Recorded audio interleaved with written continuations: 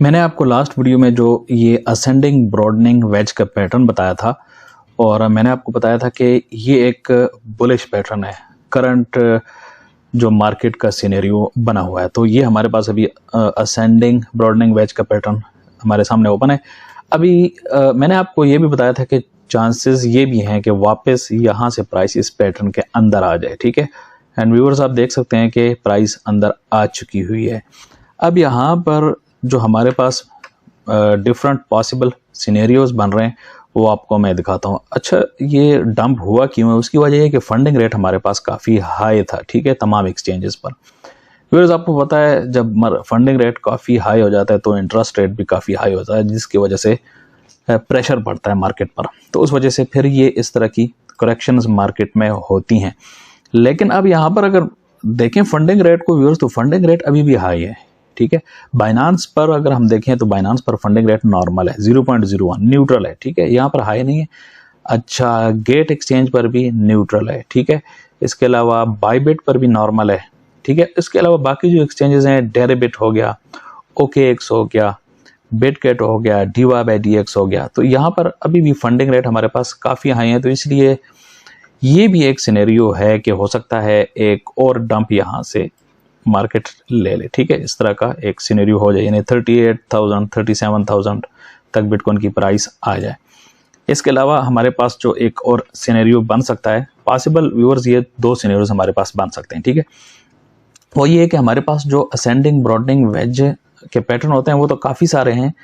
आप इस वेबसाइट में जब आएंगे नीचे देखें, आपके पास काफ़ी सारे पैटर्न बन रहे हैं। ठीक है, लेकिन अब जो जारी बात है, हर मार्केट सिनेरियो के हिसाब से डिफरेंट एक पैटर्न होता है। तो अब हमारे पास जो मार्केट है वो तो बुलिश मार्केट है, तो इसलिए हमारे पास अब यहाँ पर जो मैक्सिमम मोस्ट पॉसिबल सिनेरियो वो ये वाला बन सकता है। ठीक है, अभी देखें इस पैटर्न में, यहाँ पर जो टेक्स्ट बुक का पैटर्न है, इसके मुताबिक बिटकॉइन की प्राइस कोई भी एसेट हो, उसकी प्राइस जब यहाँ तक आती है ब्रॉडनिंग वेज के सेंटर तक, तो वहाँ से दोबारा पंप करती है कन्फर्मेशन के बाद और फिर नीचे ऊपर की तरफ कंटिन्यूएशन होती है बुल मार्केट में। ठीक है, तो अब यहाँ पर भी बिल्कुल सेम वही सिचुएशन बन रहा है। ठीक है, ये देखें, अभी आपको मैं दिखाता हूँ ड्रॉ करके। ठीक है, ये यहाँ पर देखें, ये बिटकॉइन के प्राइस ने यूं किया। ठीक है ना, अब यहाँ पर ऊपर गई और अब यहाँ पर ये देखें जो ये वाला सिनेरियो है यहाँ पर बन रहा है, और यहाँ पर देखें, यहाँ पर भी ये रेड लाइन के आसपास जो कन्फर्मेशन वाला एरिया है। ठीक है, तो यहाँ पर भी बिल्कुल सेम वही सिचुएशन मुझे बनता हुआ नजर आ रहा है। यूं कन्फर्मेशन लेके तो फिर हो सकता है